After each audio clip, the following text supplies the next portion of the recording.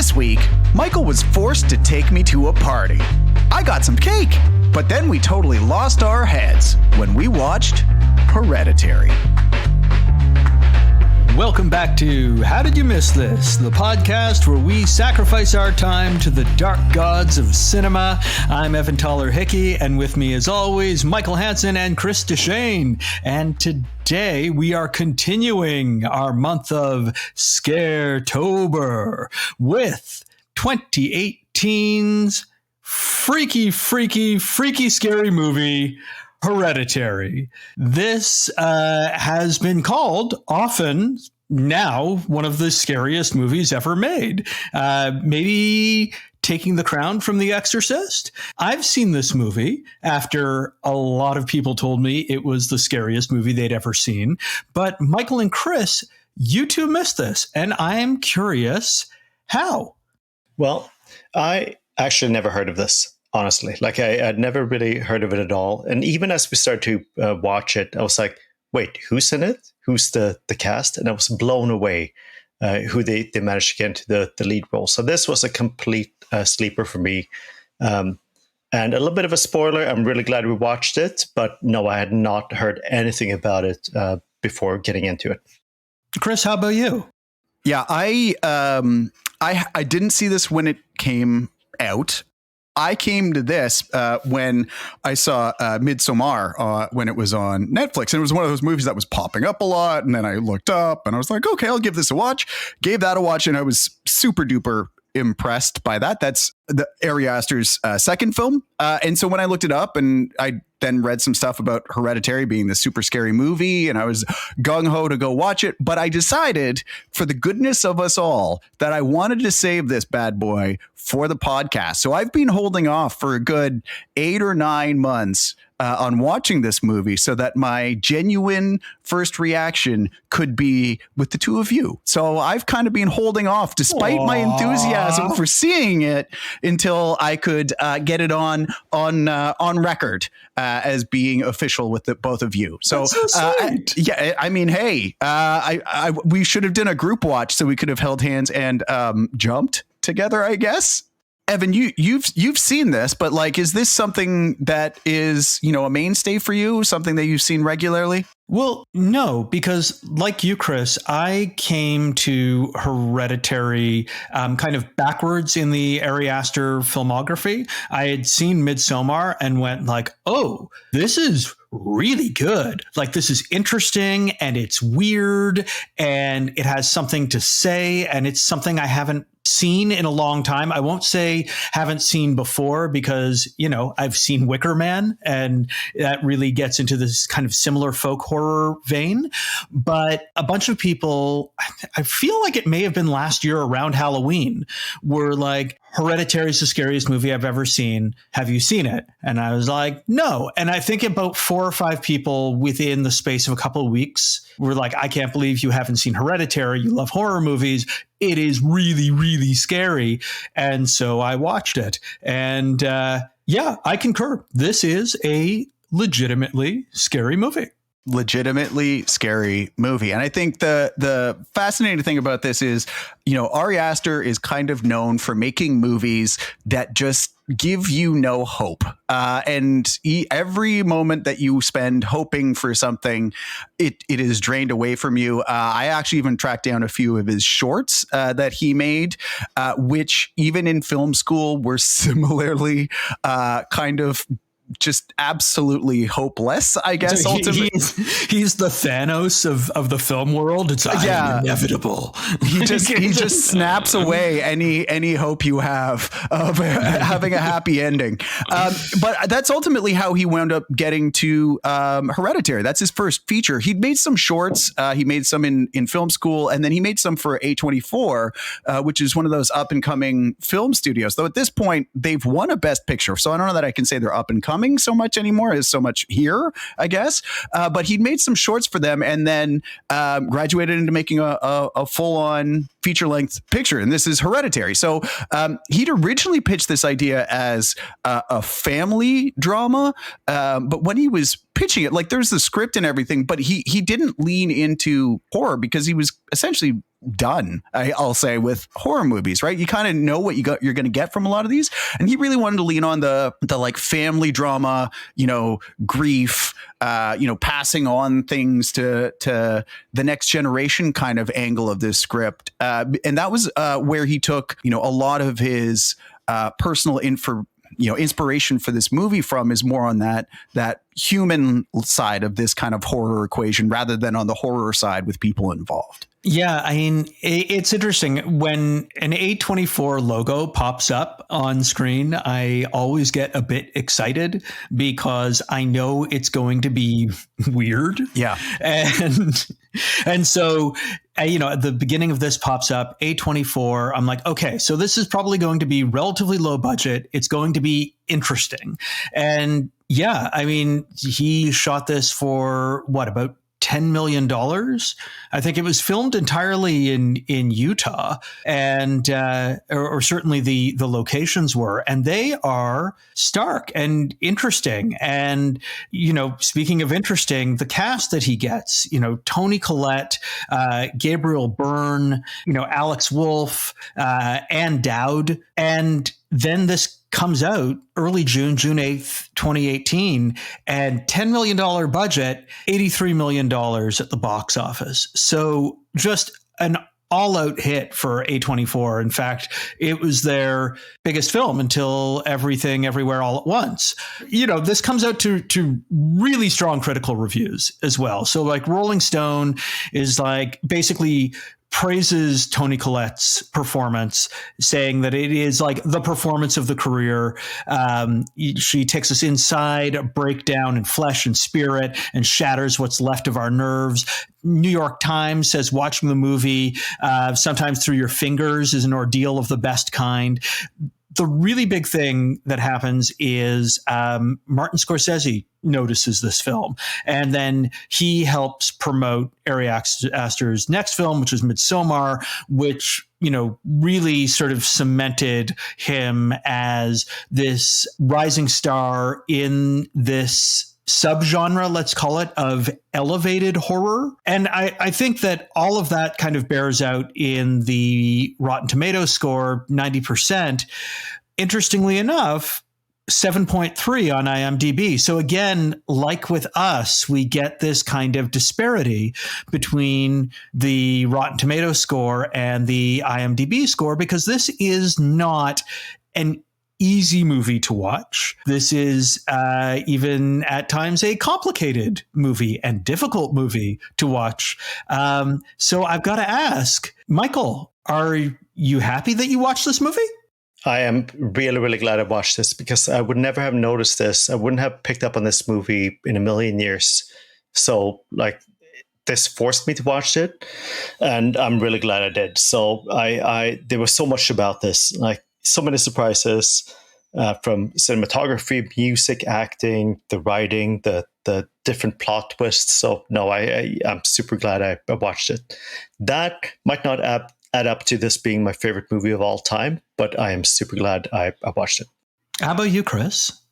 Oh, I'm delighted. I think this is one of those things that going into, I had high expectations for, and especially after, like I said, waiting for months and months to actually get a chance to watch this, and those were all exceeded. And I will say, compared to some of the other movies where there's interesting stuff that happens, this is a movie that never fails to engage you, and it keeps tense and scary and all the right kind of stuff throughout. So I was delighted to have seen this. Evan, for you, rewatching this, still enjoyable? Extra enjoyable. Like a couple of the movies that we've watched before, Us and Exorcist definitely come to mind here for Scaretober specifically. This movie really benefits for rewatching. There is so much layered in to this film, in the frames of the actual film itself that you don't catch the first time around, in the dialogue, in the way that the music works, and then after you do some research on kind of the culty stuff that's happening in it, and then see how Ari Aster brought some of those things to bear in the film. It is just an absolute feast. So big thumbs up. Delighted to rewatch this. I am very excited to talk to you guys about it and to see how many dots we can help each other connect. So why don't we take a quick intermission and then we can start connecting dots.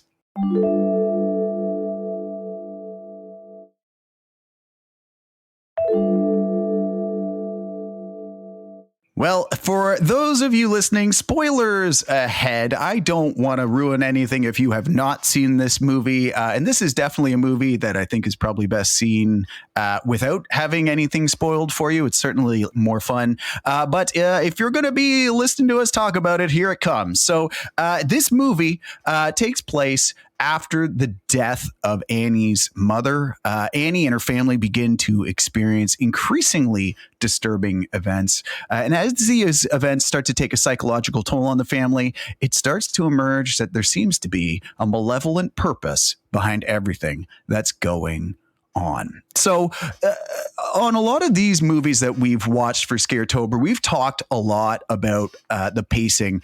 Like, how did the pacing work in this movie? Like, did that draw you more into the story? Tell me your thoughts about how it felt as you watched it. Well, this is one of those movies to me that owes so much to The Exorcist, in that you need to earn the horror. You spend a lot of time with the characters in this film, and weird things happen, but it's like little things, just like The Exorcist. And then it's the little things that help really execute, let's say, the big things. And so I'm a big fan of this kind of horror. I really like taking the time to create that connection with character. And I think some people might find this pacing slow, but for me, it is really, really pitch perfect and serves to draw me much more deeply into the story than I would with just, let's say, this is going to sound awful, but like a standard horror movie where it's just like, okay, let's have our, scare right off the jump. And now let's meet the sexy people and we're just going to kill them. And that's fine. This is really this really drags you in. Yeah, I think that the pacing here is incredible. But I'm going to say it's a little bit different from what we watched before, because here there are subtle breadcrumbs throughout. Everything builds up, and then later you realize, oh, snap, like that thing built up to that thing to that thing. When we talk about something like a slower pace in The Exorcist, this kind of like where I really pointed out, like I really believe it helped to set the stage for movies 50 years later, but it didn't execute on that thing as well, because there were some things that felt a little bit more random to me, but here everything leads to the next thing. And when you look at it later, you go like, oh, that is nuts. Like all the individual things that they do has a purpose because it fits into the culmination of everything in the end. So for me, the pacing was incredible. It's a different type of movie from what we watched last week with Us, where there was a huge action element, and that requires a different type of pacing. It requires, by definition, a lot of things going on. This is a different type of movie, and I thought that it worked beautifully. I'll say that the one thing too that's really interesting about the pacing of this movie, and how the story is impacted by it is, I think in our your typical movie, okay, there's a little girl who's weird. And is clearly something not quite right with. And normally that builds, over the course of the movie to something bad happening with that little girl. Whereas in this movie, 30 minutes into that movie, that little girl is dead and gone. And you're now dealing with a family in grief. So you kind of get this like almost like, bait and switch or something 30 minutes into the movie where you have this kind of like building tension, a number of like really creepy moments in that first 30 minutes after the mom dies and whatever. And then Charlie's dead. And you're not sure where this movie is going. I kind of find it's almost like that first big hill on a roller coaster where you kind of come down and it's flat before you build back up. And I found that was a really interesting effect that it had on me watching it for the first time, because I didn't know all of a sudden what was happening with this movie. Whereas, kind of what Evan said before, like in your typical, possession or whatever kind of movie, you're like, well, it's probably that person and it's going to get worse. And then they have to fight the evil. In this case, you're like, oh, that person's dead. And I don't know what's happening. And that pacing is really weird because you got 30 minutes where you're like, so what is happening? And you almost kind of like are trying to hook on to things again because you're not sure what direction the movie is going, which I found really disconcerting, confusing, but in a kind of enjoyable way, because I didn't know what was going to happen. I didn't know where we were headed from here. And that was really nice. Like I found that to be. Yeah, that feels like it is part and parcel with the film itself. Like that feels so deliberate on Aster's part to make you, like the family, be like, I don't know what is happening anymore. I am trying to latch on to things. And that's exactly what they do. So, I mean, just a sign of really, really excellent craftsmanship.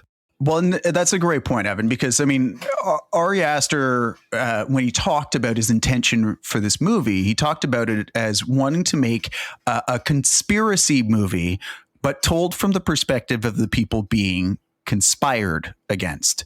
And so you're not in on it. And I found that reset after Charlie dies to be like, okay, hold on, what is happening? And so as viewers, we kind of discover along with the Graham family, like, oh, there's some stuff happening and there's some weird people and we don't know what's happening. So there's a lot of ambiguity and uncertainty kind of cooked into the viewing experience as a viewer. Like, what was that like for maybe you, Michael, especially watching it for the first time? The thing that resonated more for me was just the family grief. These were people, real people who had suffered a lot. So the conspiracy thing may have been a thing at the very end where you go, oh, right, this thing led to that thing, which led to that thing.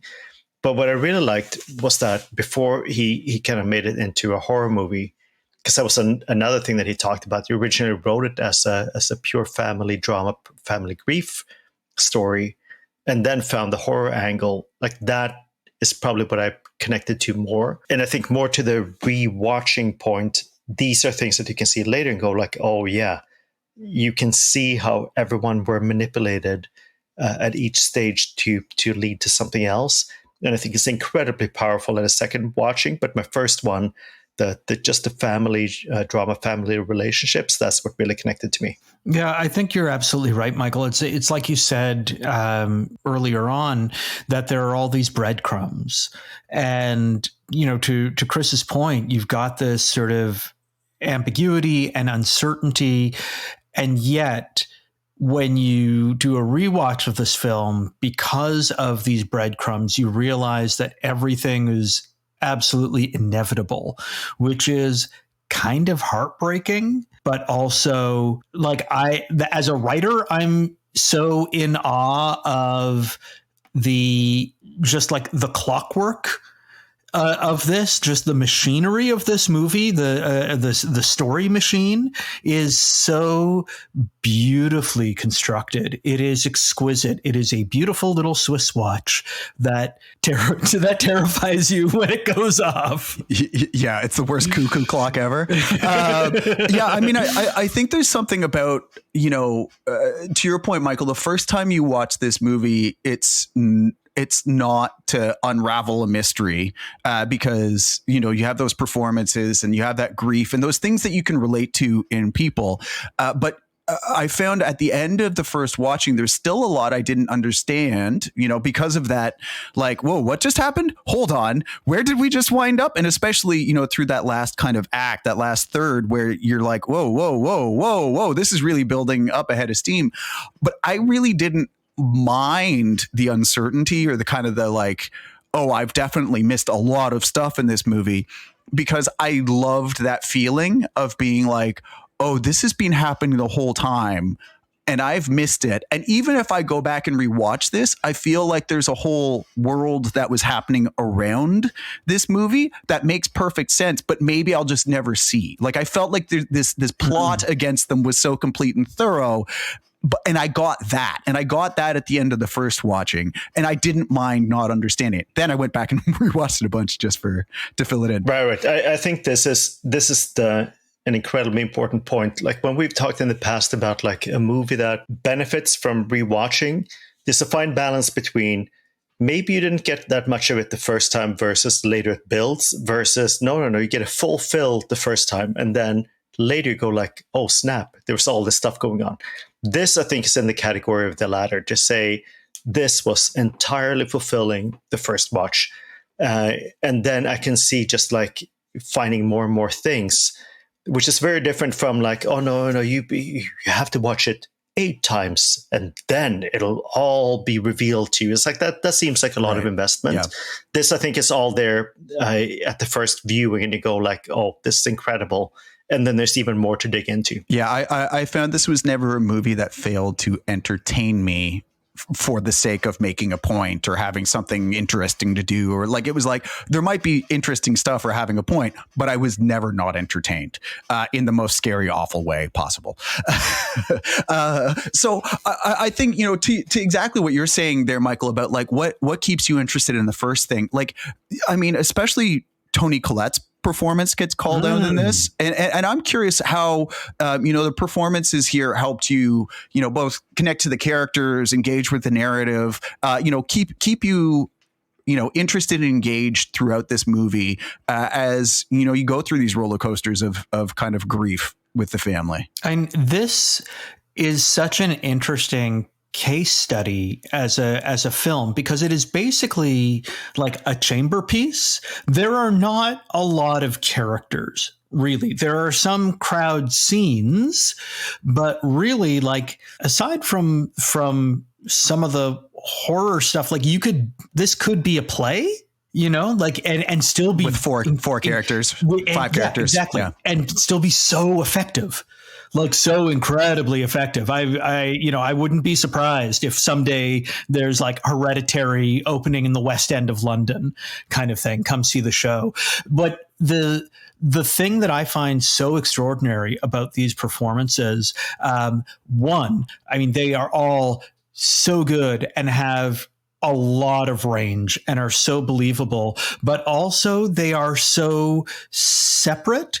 It is really fascinating to me to see like Toni Collette just giving it, or Alex Wolff just giving it, and yet everyone seems so isolated from everyone else in the film. All of these characters are living their own private islands of grief and are in that kind of fishbowl that you talked about, Chris, where it's like you believe that there's a whole world happening outside them, but they are an isolated family, and they are isolated from themselves within that family. And that is such an incredible tightrope to walk, of this depth of emotion and this sort of ironclad solitude that happens.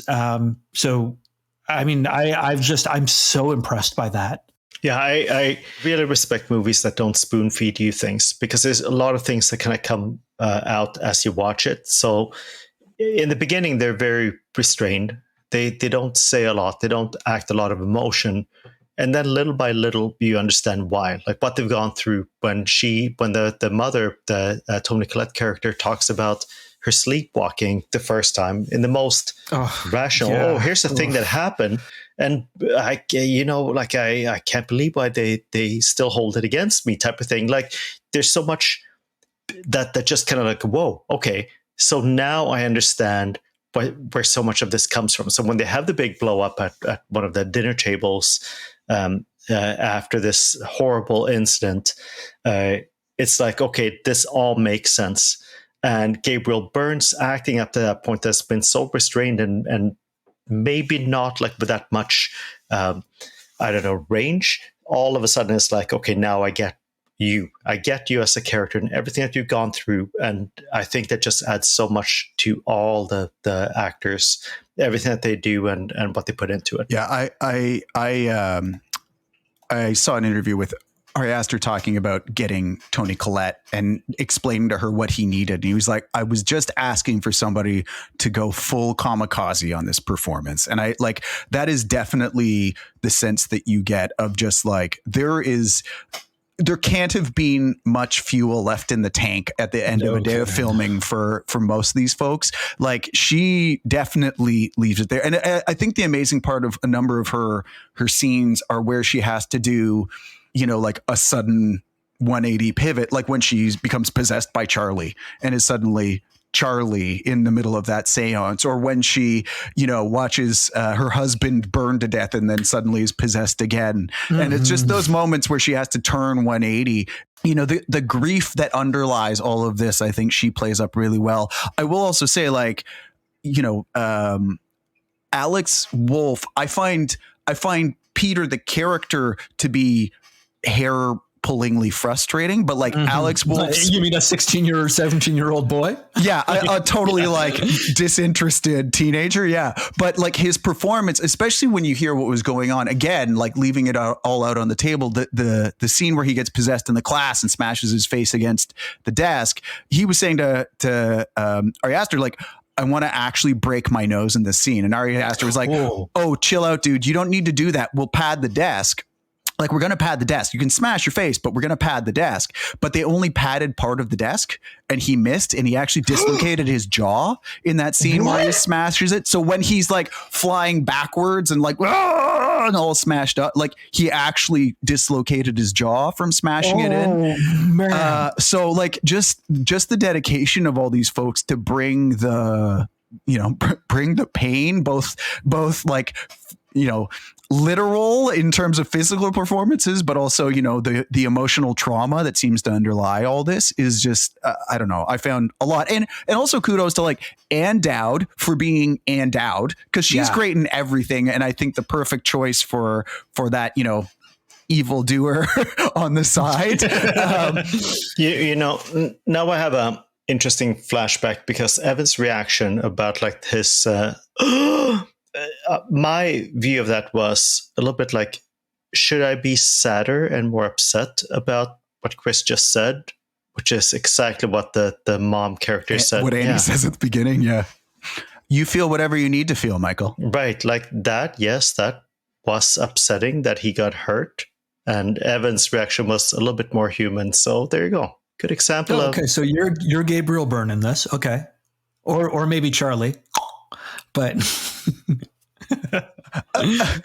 well, Evan, I think that might actually be a good segue, because I would love to talk about the sound design in this movie, but maybe it's time to take a quick intermission. And when we come back, we can talk about all the clucking that goes on.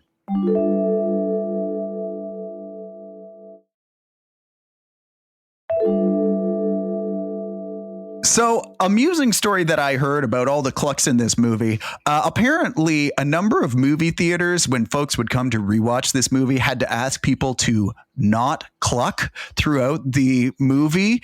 That's so funny. So, I mean, there's a number of things that get done in this movie in terms of sound design that just absolutely ramp up the creepy factor. How much did sound play out in this movie for you in terms of like adding to that creep? I think so if I include sound to be everything from how they recorded the voices, background sound, and the music, like I have to include music, I was blown away by this movie. Not just because how they use sound, but also how they use silence. Because you would have these crazy buildups and then all of a sudden be nothing and be like, wow, that silence was just as impactful as this cacophony of crazy sounds a second earlier. So I think... You're saying it was just as impactful as a telephone pole to the head? I would say that it was as impactful as the absence of a head after that. Yeah, I have to agree with you, Michael. The scoring in this is so tense and intense. There's so much done with like drones and like bass clarinets and even like almost like bassy heartbeat kind of sounds and wubbing throughout. wubs, exactly. Like the dubsteps, but classical. And one of the things that I thought was really cool was when I started to do a little bit of research into Paimon, the king of hell or prince of hell that the cult is summoning via Charlie and Peter, is that in the heralding of Paimon, he is supposed to come heralded by cymbals and like rumbles and drones and all of those, and trumpets, and all of these things are heard in the score in different ways. So that's really cool. Like, it's like, okay, Ari Aster, you did your research. One thing about that is like I wrote down, wow, like the droning synth like sounds are incredible, and then I realized like this guy Colin Stetson, he plays the saxophone, and he is this experimental jazz saxophone player who's done all these things. And you go, oh wow, those are real sounds. I'm so used to just coming up with whatever I can and modulating and doing these things. It's like, no, here's a musician who starts with an organic, real sound and has turned it into this. It was like, it just blew me away, because exactly what you said, these droning things, the pulsating ones, I was like, this is the best stuff I've heard in a very, very long time. And then to realize that, no, he's just done this organically with real instruments. It's like, okay, that next level. Yeah, I found that like some sort of Pavlovian dog, I was having immediate fear reactions anytime I started hearing music, and just how well that sound design is baked in. And to your point, Michael, they do a great job of like early on when Annie sees her mom in the shadows of this like music building up, and then instantly when the lights go on, she disappears and the music stops, and suddenly you're back to silence. And you're like, okay, I feel safe again. But in other scenes, they'll use it in the reverse, where suddenly it's silent and then something happens, and it's like the reverse light switch, where suddenly music is now back and you know something bad is happening. And just that shift from, safety to fear or fear to safety is what kind of ties into that pace we were talking about throughout, where you're just like, oh God, and it always pays off. And that's the thing, is it might take 5 minutes of building up, but the second you hear that music coming, there's something coming. And I'll just say the other thing from a sound design perspective, there's a number of things which, we're talking about breadcrumbs and rewatching. There's a number of things that you miss really easily on a first watch. And it could partly be watching it at home without, surround sound, speakers like you get in a theater or whatever. But like, you only kind of get the scene where Annie is like in the closet doing the summoning, the seance summoning of Charlie, or the piano cord being torn out of the piano when Peter wakes up upstairs. There's a lot of footsteps upstairs in the attic when they come home at some point. Like, there's a lot of stuff that's really, really easy to miss because they want to have it, in the shadows. But I will say the other thing that is just downright frightening throughout this movie is Charlie's cluck. Yeah, something that my son does all the time. So today he was downstairs building Lego and just going, and I was like, oh, Paimon.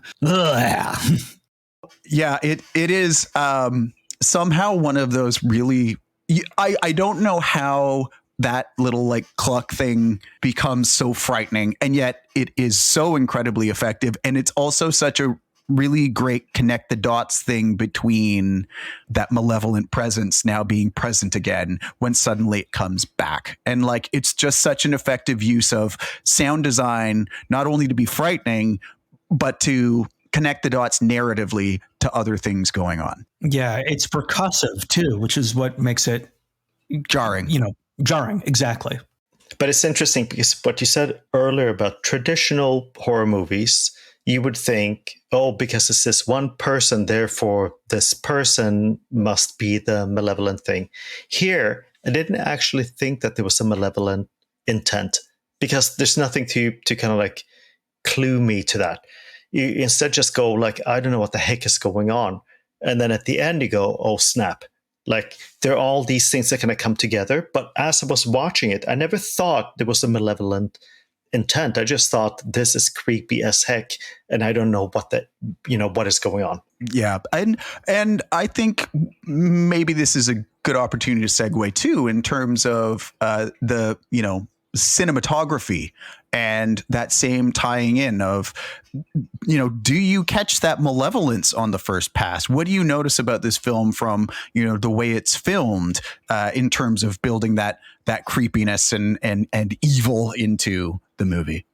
Well, the big thing that I took away from the cinematography is that it feels very much like we as viewers are part of this voyeuristic cult watching things, that we are part of that outside world watching this inside family, especially because of the way that it uses really slow pans and, these kind of push-ins, and it gives that odd sense that the family, the Grahams are on, like they're almost kind of like Annie's miniatures, that you're watching them. And I mean, that's made fairly explicit from the beginning of the movie, where you zoom in on the first you're looking at the treehouse. So the opening shot is where everything's going to end in the end. Then you do this sort of slow, creepy pan, like somebody's turning their head,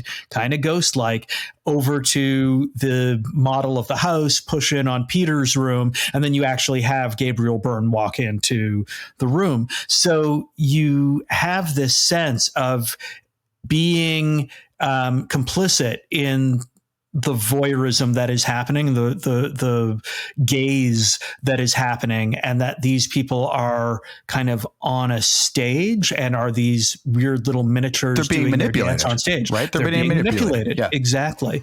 And so like that was the thing that I really took away from this viewing, is just being really, really conscious of that, which I thought was excellent. I think the cinematography was throughout, like, it was excellent. The slow pacing was so respectful to the viewer. Like, this was all about like, let's take our time, let's do this thing, let's not do crazy cuts back and forth. The panning, the zooming in, the close-ups, all of this really helped to build to the tension. As opposed to, when you do this thing to kind of show an object and go, oh, that must be very important, I must remember that later. It's like, no. There were so many things that just kind of like panned slowly, maybe in the background, the symbol, this, that, and later you go, oh snap, like all that fit together.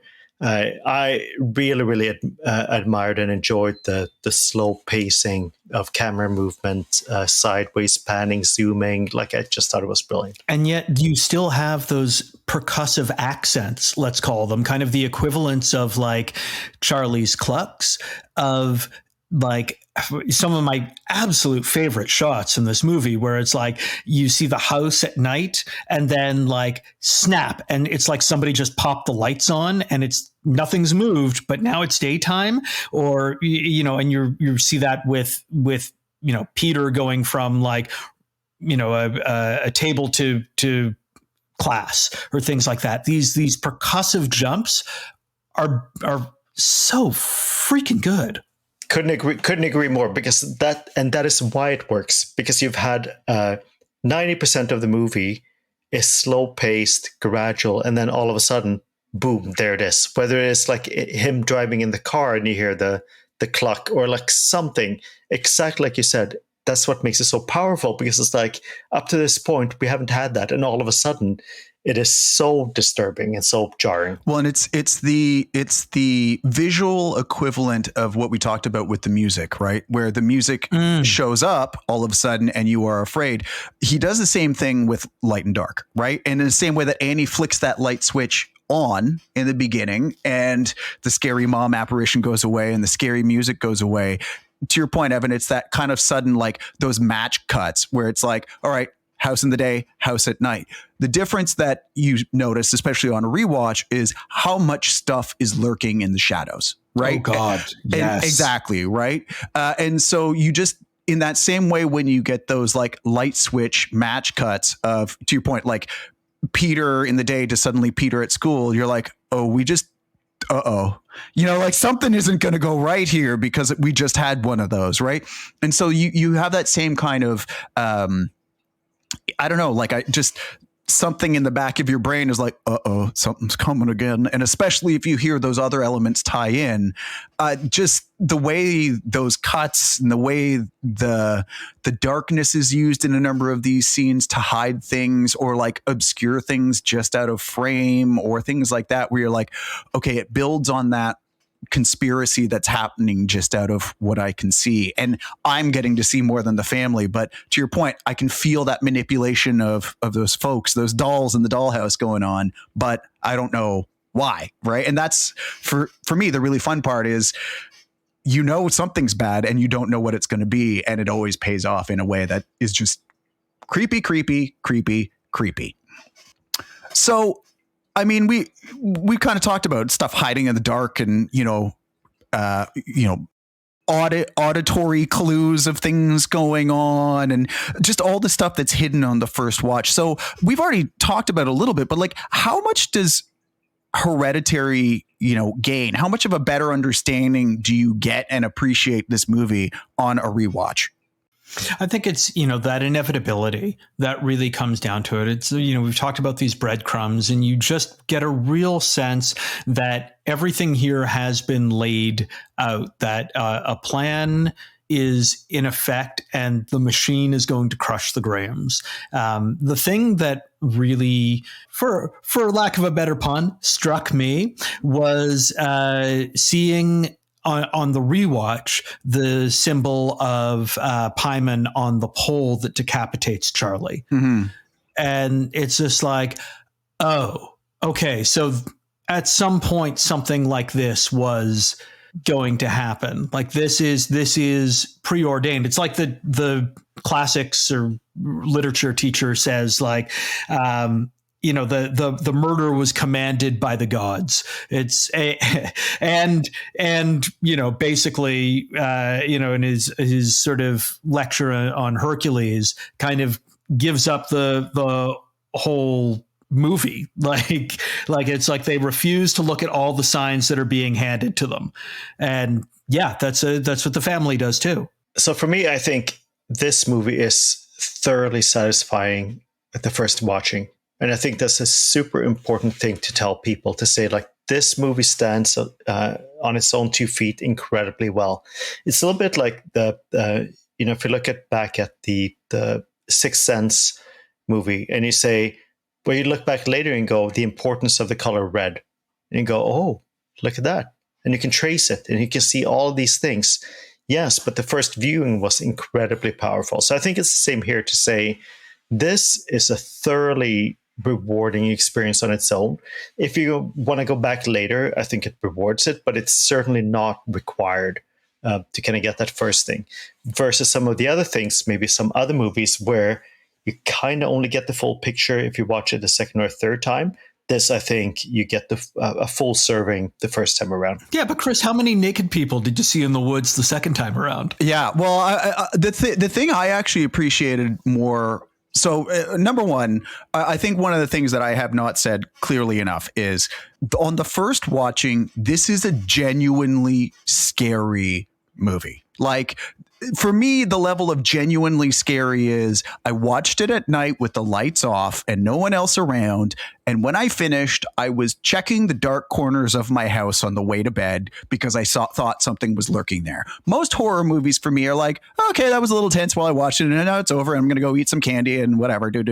Like, this bothered me. This stayed with me. So I think, to Michael's point, this is great on a first watch. It's very scary. Great. Rewatching this movie the next day, because I really liked it, maybe with a few more lights on, but rewatching this movie the next day was a little bit like watching a different movie for me, because suddenly everything throughout has different context. So like in the beginning, when Charlie is asking Annie, who's going to take care of me when you die? It's suddenly a very different question. And you also realize she's asking that because the grandma had been her, demonic tender, and asking this question of her mom, well, who's going to take care of me when you die? It's like, because you're gonna die. It's framing it in, and you're like, oh. Or the note from the mom, which sounds like a lovely note of like, hey, my beautiful Annie, I'm sorry for all the things I couldn't tell you, and don't despair your losses, which sounds like it's like a mom who knew that she was at the end of her life. But in reality, it's this like, no, the world's going to be great when we summon this demon. So suddenly it's just an entirely different movie that you're seeing the second time through, because you know where it goes. And then I was just like, I was in heaven rewatching this. So for me, the rewatchability is not just like, it's fun to pick up on the like, oh, that happened there and this happened there. Like, I felt like I was watching a different movie, because suddenly knowing what it is, I'm like, oh, that's not Charlie. That's a demon. That's Payment in the wrong body, not just their kid. I think that there's such a cool moment in talking about that recontextualization, Chris, when Peter is sitting alone outside at lunch, and Joan is across the street screaming, I cast you out, Peter. And when you watch it the first time, you're like, oh, that crazy seance lady is there, like trying to protect Peter. And you realize the second time when you watch it, she's like, no, she's actually trying to banish Peter, the kid's soul, so that Payment can take over his body and be summoned into our material plane and I don't know, rain terror down upon the world. Yeah. So one thing I wonder if this was just me. So I want to ask the two of you this question. She has a pretty interesting speech at the end around like, you're all right now. You're Payment, one of the 8 kings of hell. We've given you all this, like this healthy male host. And she asks for, in return, like, we want to learn all of these things. Tell us all of these things. Did you get the sense that that's like the dumbest thing in the world? Like, he is somehow going to help them, or he's now going to turn on them? Like, I thought it was the most naive thing in the world. I mean, making any pact with the devil, I'm sure, is the most awful naive thing in the world for what could go wrong to do. If in fact, that demon sort of thing does exist, like it seems that you are definitely probably in over your head, if you still have a head. And so, yeah, man, I agree with you. It does seem super naive, but people love power. So I don't know. Yeah. So capitalism is the evil again. I definitely, I think there's different ways that you can take the reaction at the end too, because he seems bewildered, uncertain, and like it's an interesting note to end on of like evil has been summoned to the world and you don't know which way it's going to go, right?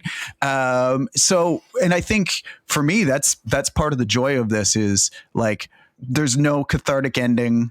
There's no everybody gets saved, or at least, our hero gets away. You don't even know to that question, Michael, like, do the cultists end happy? Does anybody end happy? And probably not. I don't know. Like maybe they did get the good familiars that they were looking for. I don't know. But like, I think I like that the movie ends on that ambiguity, because I don't know how else you would end this movie, right? Like, I don't know what's the happy. Maybe they get their riches and familiars and then rule over the world. I don't know. Yeah, I don't know. Don't give us the good familiars. I don't want one of those just, bargain basement rats. Give me a jaguar. I think one of the things that is an interesting thing that I thought about differently on a rewatch of this movie too was, on the first playthrough, there's notes of, mental health and whether Annie's all together with it, and mental health issues that have gone in the family. I think you can see things play out in Annie and her family's interactions and relationships. I think the thing that's really interesting is as you watch this again, it suddenly gives you kind of a different view on the character's, grief and mental health struggles and how that plays into the horror and tension of a movie. So I'm curious how you felt those pieces came together for you in your watching of this movie. I think it's funny because when I was watching it the first time, I only thought the only person who had a mental health issue was the mother. I didn't think about the grandmother. You said about like front and center. I didn't think she was front and center. I thought she was a footnote, and everything was focused on the Toni Collette character. And you kind of see she has all these things, and they really kind of put the spotlight on her issues, her sleepwalking, her inability to deal with certain things, and the pressure to have a child. And it's only on rewatching and reading it, and you kind of go, well, okay, well, hang on, like this pattern around her brother, and exactly what you said, put someone in within him, and it's like, oh, you mean like a demon, and it didn't work, and then she had to redo it, and like there's all these other things. But the first viewing, I thought, if anything, it was just a Toni Collette character who had like any sort of But it's called Hereditary, Michael. It's called Hereditary. Let me say it differently. At my first watching, I didn't pick up on any of these things other than the Toni Collette character watching it. Got it. So whatever it could have been called like 3 days until Sunday, and I would not have picked up on anything different. Like it was just, I thought it was really cleverly staged to make it put the focus on this person, and then, oh snap. I one of the things that I found really interesting is obviously once to that like, putting people inside of me thing about the brother, and obviously that's recontextualized when you're like, oh yeah, she was though. Right. But I think that the interesting thing is there are these long threads of grief and trauma and mental health that clearly go from well before this story started, and lots of stories that happened that we never hear about that you can feel just in those interactions between everybody. And when Toni Collette loses it on Peter at the dinner table over everything that's been going on, and Peter turns it around. By the way, one of my favorite lines in the movie for me is that face on your fucking face when she's losing it on him. And like he turns around, he's like, well, are you taking responsibility? You sent her to the thing. And you can just feel the pain that's kind of being transmitted through this family of like a woman whose mom kept all these secrets and had this horrible stuff going on, who's now in some way keeping secrets from her son. I actually read a really interesting, there's a Ari Aster AMA that talks about, somebody asked him a question about the sleepwalking stuff that goes on in the movie, and whether there's something there.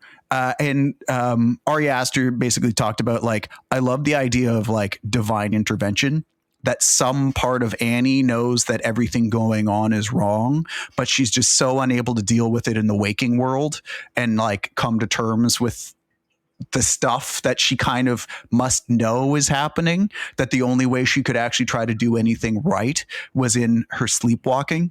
And so that like trying to light her kids on fire is actually secretly kind of trying to save the world, trying to save them from a horrible fate.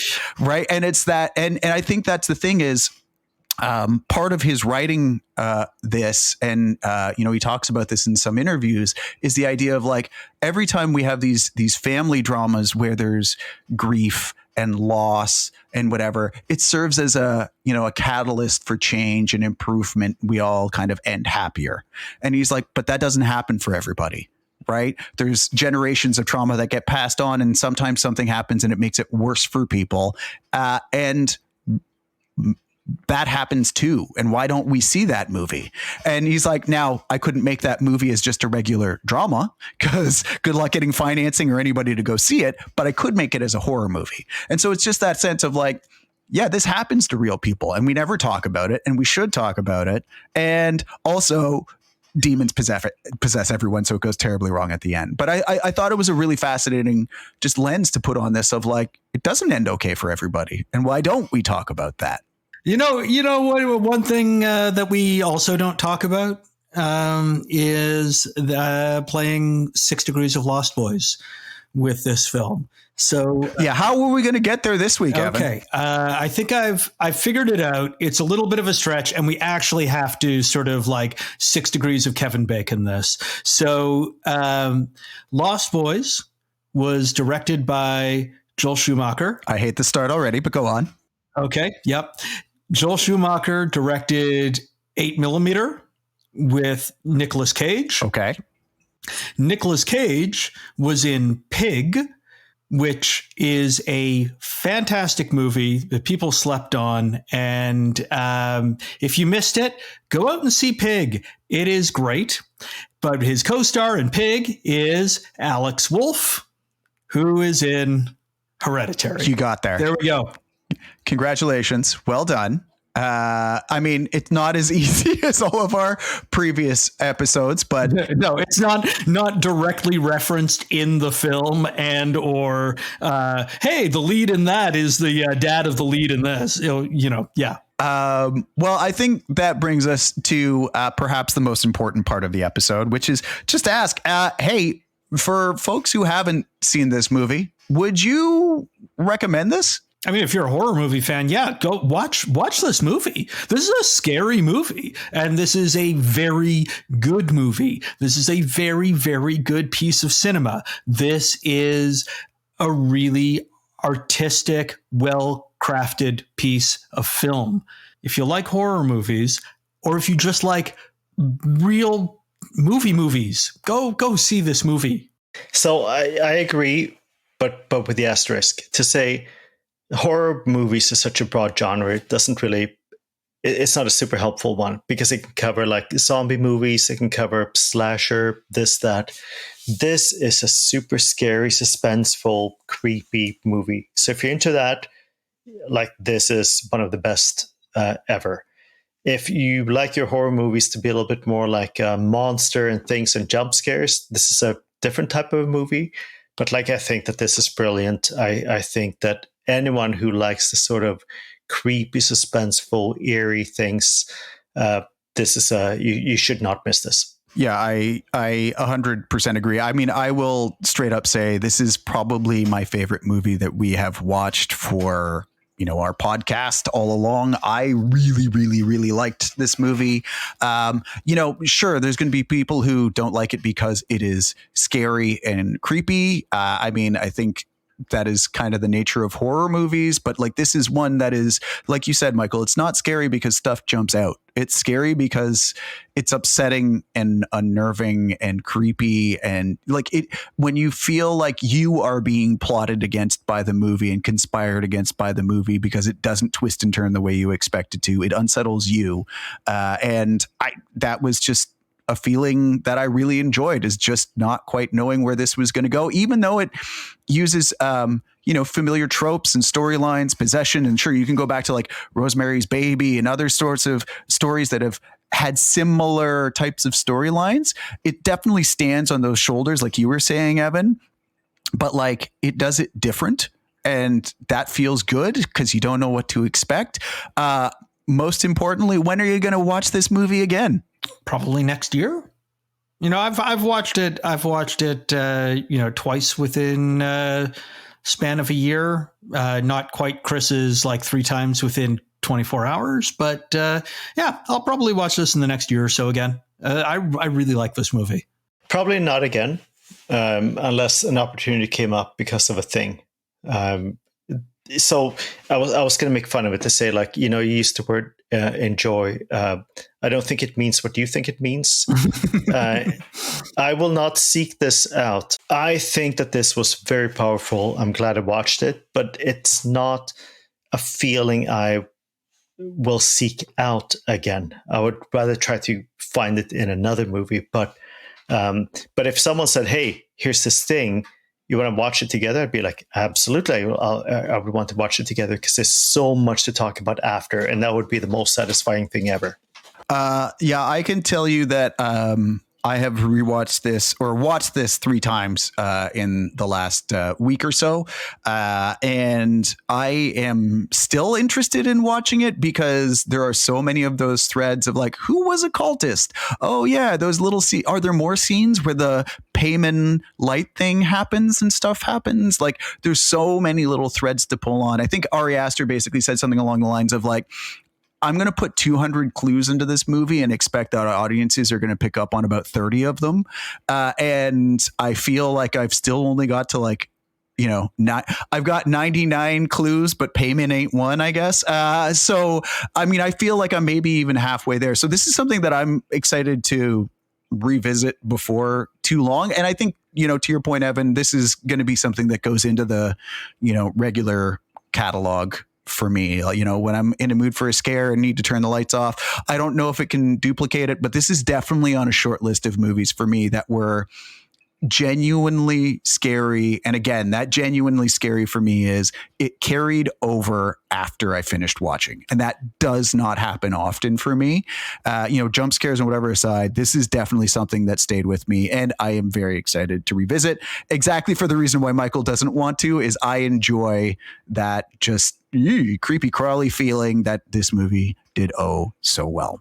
And I think that's a good place to call it for this week. We all managed to keep our heads through this episode, but that's what we thought about Hereditary. So we'd love to know what you thought about Hereditary or any other movie that we've watched. You can always email us at howdidyoumissthisat@gmail.com, and you can send us any thoughts or questions that you might have or anything you might want us to cover. If you enjoy what we're doing here, take a second to rate or review, subscribe even on Apple Podcasts, Spotify, wherever you happen to be listening.